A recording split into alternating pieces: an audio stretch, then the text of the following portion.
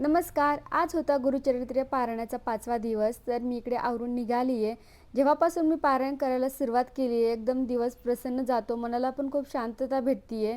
खरंच हे देवाची शक्ती असते, की ते आपल्याला एवढं आपल्याकडून करून घेतात. तुम्हाला जसं सांगितलं, की मी गेल्या 3 वर्षापासून पारायण करायचा प्रयत्न करत होते, पण ते माझ्याच्यानं काही होत नव्हतं. ह्यावर्षी स्वामीचीच कृपेनं हे सगळं झालं. त्याच्यामुळे माझं पारायणही ह्यावर्षी मी बसू शकले पारायणाला.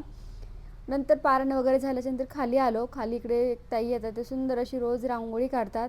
आज होता शनिवार, रायांना सुट्टी होती, त्याच्यामुळे रायाही आले दर्शन घेण्यासाठी आणि माझ्यासाठी थांबले होते ते. नंतर आम्ही दोघांना दर्शन घेतलं. साईडलाच तिथे तुळजापूरच्या देवीचंही मंदिर आहे.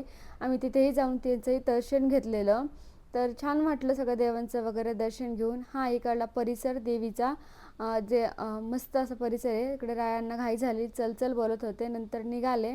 आता नंतर घरी आले. थँक